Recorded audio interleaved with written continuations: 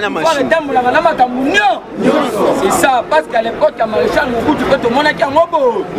C'est que tout le monde est censé accompagner le président de la République. IDPS c'est viva. Si quand on continue à actualité politique, tout le monde le batteur. Dans le biboye. Toyokaki, que non, dans le bâtiment, on a une mission nyonso. Il y a un cabal de députés. Oh, bazalaki kobongisa ce qu'on appelle le révolutionnement parlementaire. UDPS c'est viva. Cela veut dire quoi? Il se prépare pour bloquer le programme de Samba Lukonde pas. Alors le président de la République, dans le deuxième discours, avant même la vision de la constitution, le batté. Alors si le formateur ne dégage pas la majorité, je vais dissoudre le Parlement. UDPS c'est viva. Alors qu'est-ce qui se passe? Nous avons demandé au chef de l'État, parce que c'est le tout premier président où il y a un peuple naïf, par réduire taille exécutif. Dans le gouvernement Samba Lukonde, nous avons 65 membres du gouvernement. Si on comme on a 57 membres, on a 45 ministères. Et maintenant, posons-nous des questions. Les députés Nyonsowana, le gouvernement 500 millions de personnes, comment? Parce qu'il y a un député qui auteur et un renversement du bureau Mabunda. Aujourd'hui, il est nommé dans le nouveau gouvernement. C'est le ministre ici. Nous avons un député Patrick Mouyaya qui est aujourd'hui le porte-parole du gouvernement. IDPS c'est vivant. Qu'est-ce qui se passe dans le baki qui après sortir du gouvernement frustration Kozala? On cite Eliezer Tambou, Papa Molière, Christelle Vouanga et puis Daniel Maou. Ils sont en train de demander 50 000 $. Avant d'investir au nouveau gouvernement. IDPS c'est viva. Qu'est-ce que la Constitution dit? La souveraineté appartient au peuple congolais. C'est que nous sommes au-dessus de la Constitution.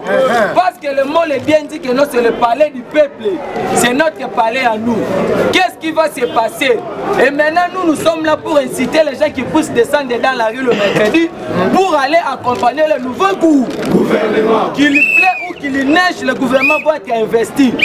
Parce qu'au moment où nous sommes en train de parler, Papa Malé, il faut la nation. Il est en train de dire que notre gouvernement est à 25% à Bakassaye. Alors que Yemoko, il est en train de gober à l'État congolais 642 000 $ par an. Yemoko, c'est un député national. Sa fille, c'est une députée provinciale. Son garçon, c'est un député national. Sa belle-fille, c'est un député provincial. UDPS c'est viva. Il faut pas initier loi dans le Parlement. Que non, nous sommes la députée, la ministre, la mandataire de l'État. Parce que va comprendre déjà au moment où nous sommes en train de parler. Lui, c'est Nicolas Ali. Joseph Kabila a changé, j'ai tout le botton le batteur. Parce que le président de l'Assemblée provinciale de Tanganyika et puis le vice-président, qui destitué avant-hier. Ce sont les proches de Zoé Kabila. Kabila est en train maintenant de jouer une politique qui a financé Mbongo pour destituer les institutions nationales et provinciales. Alors que le président de la République est au courant parce que rien n'échappe le chef de l'État. Il est au courant de tout. Et maintenant, actuellement, le Premier ministre a dit ceci. La priorité pour la sortie du nouveau gouvernement, c'est le social du peuple congolais. C'est la justice, c'est la paix à l'est du pays. C'est l'agriculture, c'est l'élevage et puis c'est le pêche. IDPS c'est viva. C'est pour dire à quelques individus à la 5 ans que non, la priorité en 2022, ce n'est pas encore les élections. Parce que, où tu copies sa vision information, on avait récolté plus ou moins 120 journalistes pour éternuer l'image du président de la République. IDPS c'est viva. En oubliant que tous ces gens qui ont dirigé ces pays, parce qu'ils ont une volonté politique qui était comme Makambo Liboso. Mais comme ils ont déjà compris que le président actuel remplit 3 légitimités. Félix actuellement a la légitimité diplomatique, a la légitimité politique et puis la légitimité populaire. IDPS c'est viva. Parce qu'il faut avoir la légitimité populaire pour se maintenir au pouvoir. Et maintenant, nous on dit ceci. Nous, notre problème est que non, le mercredi, nous allons descendre dans la rue pour accompagner la sortie du nouveau gouvernement. Parce que le président de la République, quand on a recevoir Jean-Pierre Bemba, vous avez vu la bonne volonté. Moïse Katumbi lui-même, il est dans l'Union sacrée, lui-même, il est dans la Mouka, c'est un agriculteur, c'est un minier, c'est un... En fait, il remplit tous les critères à côté, c'est un Mouka. Et maintenant, tous ces gens-là, hier, ils étaient où? Parce qu'aujourd'hui, s'il n'était pas par la volonté de Félix, Moïse Katumbi n'allait pas voir même la capitale démocratique du Congo. Mais aujourd'hui, tous ces gens-là, ils ont fait un cabal pour combattre le président de la République. Et maintenant, le président avait dit ceci. Après la remise et reprise entre le gouvernement sortant et le gouvernement entrant, il faut que l'IGF enquête dans la gestion du ministre. L'objet tout le monde qui déjà voulu va Congrès. Ça reste tel longo. Parce que l'IDP c'est bon Magamoutou. Tout le monde est censé répondre là-bas. Après tel longo, le soleil à la cour. l'IDP c'est FIFA. C'est pour cela on m'a dit Basali Kabal parce que les députés qui ont resté derrière Joseph Kabila, ça qu'on préparait que non ceux qui côté 200 députés et que si nous avons une union sacrée, on va faire la bloc pour bloquer investir le gouvernement. Mais n'oublions pas que Mouzé a dirigé ce pays sans les députés. l'IDP c'est viva. La constitution dit ceci, le président peut décréter l'état de siège, à gagner tous les deux parlements, à nommer un chef d'état-major au niveau du gouvernement, à nommer un secrétaire général à Tindimbo Kaliboso. l'IDP c'est vivre.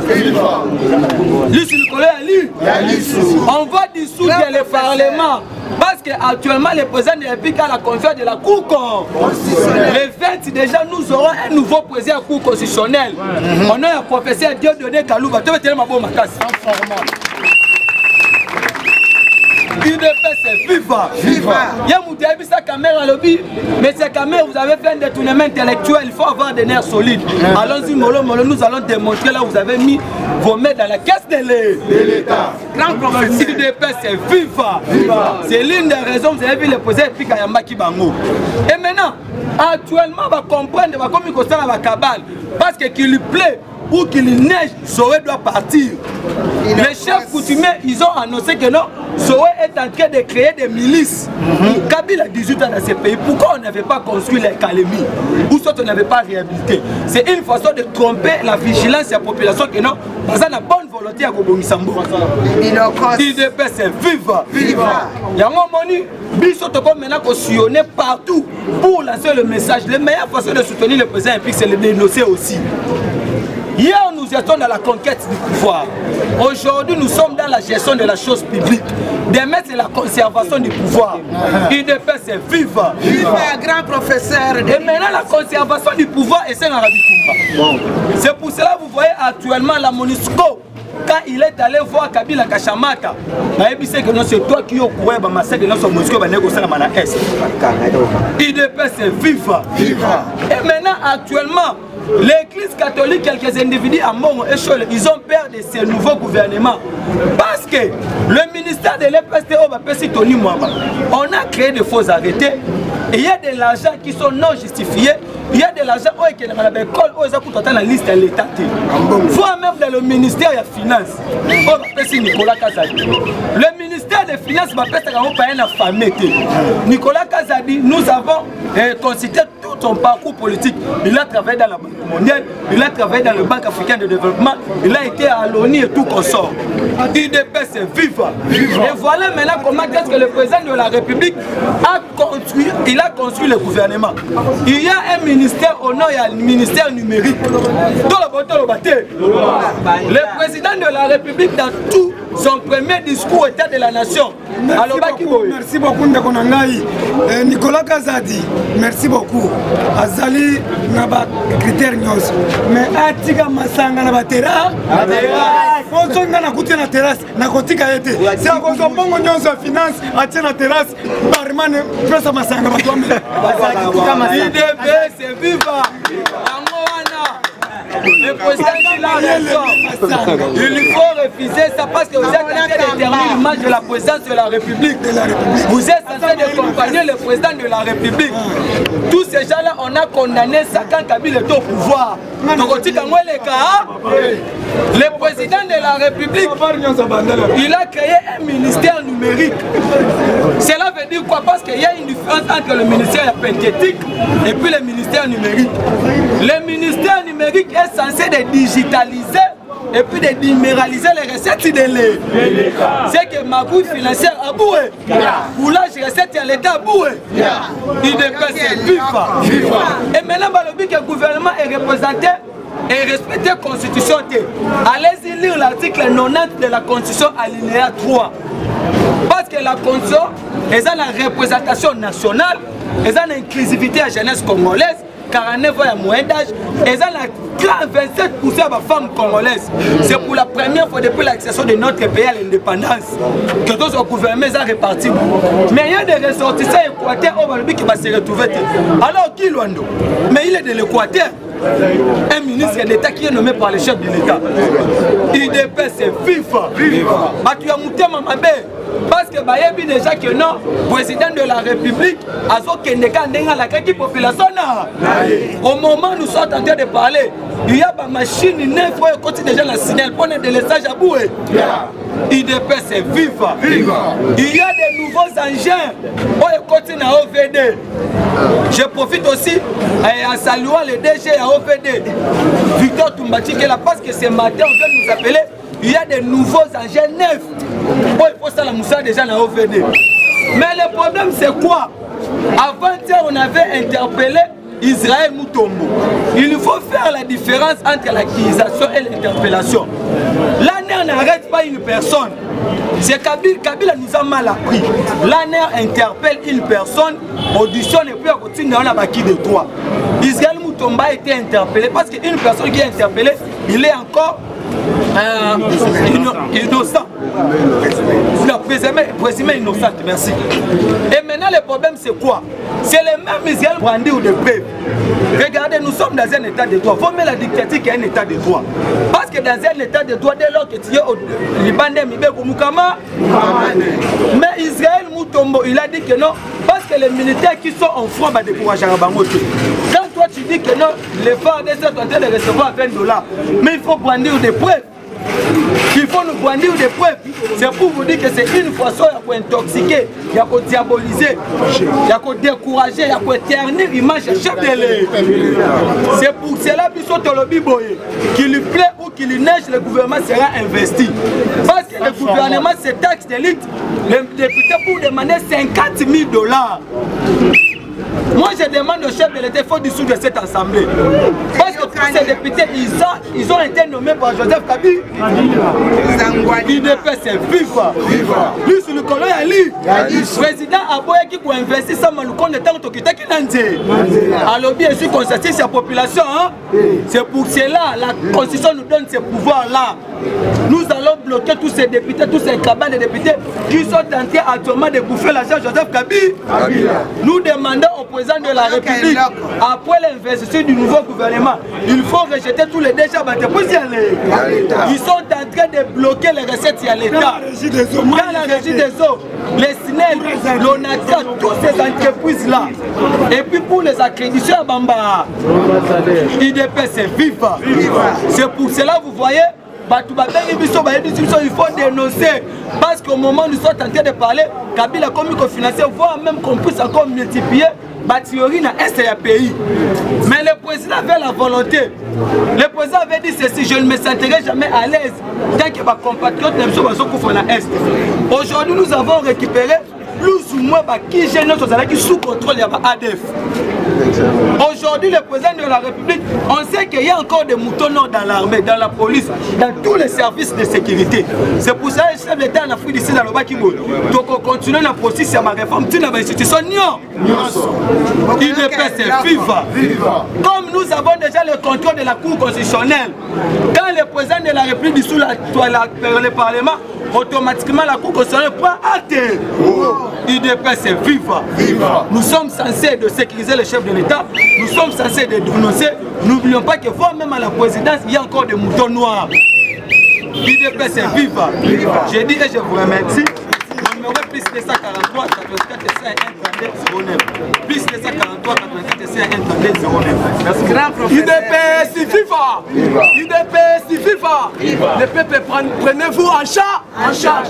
Donc on soit charge le Mokola mercredi.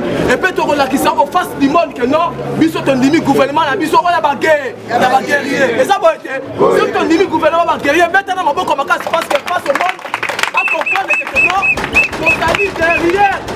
Sima et puis programme de vision et sa vision il y a beaucoup à tomber le moment. Et là qu'on dit bango baso sala. Papa il faut comprendre les Camerounais n'ingaya ça dans la carte parlement parce que Kabila abatami a pesi olive. Bambongo on a quelques personnes il y a peuple de Poba Koka ça parlement on a biso pour na bakamata Rwandais. Parce qu'on a la carte sur la carte parlement. Il y a comprendre Kabali makasi. Ceux qui ka gouvernement na biso mais investir en en place, Rwanda va kokima ande. Et là qu'on va ça bango na yangwana. Ya comprendre peuple congolais, l'issue du Konali. Gouvernement ça gouvernement va guerrier papa. Donc tika la sous comptabilité, il faut bande ko soit misala. Bande ko ba lia malamu. Et là qu'on guerrier, le ministère oyo et puis c'est sur les travaux publics, il y a social, il faut changement de mentalité. Peuple congolais, il faut sur la bosomi na ye, il y a kimia. Il y a autre chose attaque que tous les ministres. On a tout redémarrer na bino. Na kata union sacrée, faut voir ça la logique et puis voir ça la ponctuelle. Il y a autre lobby to so kebisa. Boke ba ba main noire. Boke ba ba main noire na bino. Yo za ministre ke ba ba main noire. Na li kambotali S. Tout autre suyo. Donc à raconte to ça nini. To kangiyo. To boyi des ordres kata gouvernement na biso. Il y a autre chose ba que non, nous quoi tout le moment Fati Beton. Azana kata Brazzaville. Avant Akende, Fati Beton avant Kende. Avant ici ba procureur général. Avant ici ba avocat. Papa, ouais ben on y va solo là qui. Fati avant Kende na kata Brazzaville. A solo li, na ba procureur. A solo li, na ba avocat. Et là on y va solo là qui. Fati Beton bien cette fois-ci, ministre de défense, ministre de justice. Faut pas abommer encore. Tout état de droit la biso. Biso mo faut tomber lango. Papa na ce que non, outrage contre le chef de l'État. Avocat la biso Tala, le bas à qui déclaration. Au fini chef de l'État et le mot déjà est commis 5 ans de prison. 5 ans de prison. Tu as mis ça forcément. Et puis le procureur général la biso. Ça outrage qui to. Outrage contre le chef de l'État. On a 5 ans parce que tout le monde va manquer trop. Et comme il y a tout le monde il y a pamba. Normalement le procureur numéro 1. Il y a coup de constitution. Alors bien mon lobby, outrage contre le chef de l'État, on a déjà 5 ans. On te fait ça si que non, nous comptons ça ça. Nous comptons ça sacré. Sacré. Nous utilisons encore ça dans la papa. Il a mis une grande charge. Attends la charge à Makassi. Attends comme union sacrée et pas comme union africaine. Attends nous avons ça dans la été. À côté du coup la Denis Sassou. Nous sommes à mon président. Denis Sassou mon président. Mais à moi là pourquoi Denis Sassou ça fout avec mon président. Ayebi Valère, il y a mon compte moi il y a moi mais yo congolais aux autres ça mon compte moi. Keba, il y a tous mettre en garde. Il va tenir ça. Parce qu'il va toucher mon compte moi ça sacré. Il y a notre vie que non, sois calme. Papa Denis Sassou Ayebi si mon compte moi. Abi Fati Beton, le col en a ici sur la commune à mandat. Le col a travail sur le mandat on a une sacré. Que net en kozonga. Bon il s'en boka non ande. Des ordres kota sous bandela té. Bon ici bandela c'est bon mettre du boumuyaba. Jafi social âgé. Jakoli âgé. Mais ça tu mis ça là. Il y a un moment dans la carte à Brazzaville. Ceux qui le ont à pouvoir parce que peuple n'a pas azamala. Yo peke na Congo sala lo lenge bango oko umela na pou. Ya ko somoni nanga ateki bango na kata Sénat, na kata Parlement. Abi toujours les moraux, ça toujours là. Ya ko comprendre ba soboya donc na recensement parce que ba Rwandais baba tami on nanga yemoko anomaka bango. Ba pesi nanga mbongo nanga nomé bango sans sélection. Ya ko somona les ressources mêlées trouble na kata Parlement. Ya ko te bi que peuple congolais doit sa charge. Donc on se va pouvoir na biso. Conservation du pouvoir. L'issue qu'on a l'issue. Donc on prend les marches et donc marcher la carte en boca. Il y a un moment que c'est mettre son quota. Dans la banque on lobby, c'est mettre son quota là c'est même encore grave. Parce que là on kangama andé. Parce que là on kangama andé. C'est mettre son quota, c'est même grave. Tout à le gouvernement va investir en haut. Et ben dit comme ça la papa. Il y a moins déjà voulu ba Congo. C'est dernière invitation. Si on a quelqu'un comme ça, on va bakangaka basali ye okoyoka tour oyo bazokanga yo obimisi mbongo mpe suivi mbala moko eza tokosamba batiki yo nano ozonga te tour oyo papa ministre ya justice na ministre ya défense baza na idée moko mpe baza na vision moko ya kotambusa mboka parce que soki justice ezali dio na président de la république bato nyonso bakobanga koyiba mboka ya mboka fo justice esima malamu eza idée moko na président de la république yango ozokopane cette semaine tokokanga bato ande vie sociale 2021 2022 toso marché na kati ya vie sociale yango meki kitenga yesu ayebisi bango bakebisi bango ntango kitenga yesu alobi c'est Fatou Beton ntango kitenga yesu asali déclaration c'est Fatou Beton ayesi bango soki ezalaki ngai na bolingo obie moso kwa faci soki ezalaki ngai emesi napanzaki bino ande kaba parlement ngo kabila ye na parlement eloko ni parlement fuli biso peuple congolais eloko te zéro ide ni bapesi yango moni ntango papa na biso mboso aye na baide malamu papa na cahier de charge ya parlement pa papa mboso makambo asaka fo eza na kati saka nyonso eza na kati basima kotongisa ndako eza na kati eza biloko moko oyo bakoko debata fo peuple congolais azala alert bata bango bakota mama jani mabunda kota est-ce que si mosa fufu balobango est-ce makaba mboko balobango yango comprendre idée papa Mosso azango la carte parlement ayebi que tout va bien bakano soki eza malamu yango mpe bazo contredire biso yango toyebi boye soit calme soit pesé nous sommes dans les bancs lundi tozokota mardi mercredi ntango bazoversi gouvernement mercredi jeudi vendredi bokomona makambo ndenge ekoza ona lelo na suki na ngai wa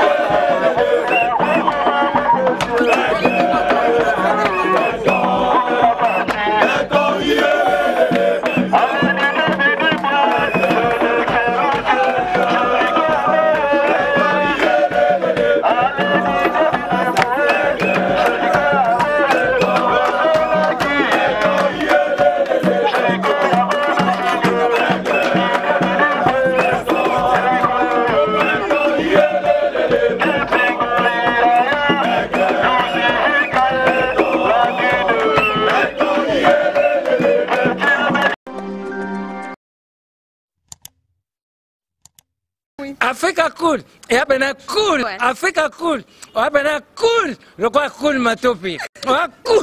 La chaîne Nabiso Africa cool. En tout cas, la chaîne est bien, et puis vous êtes très rapide.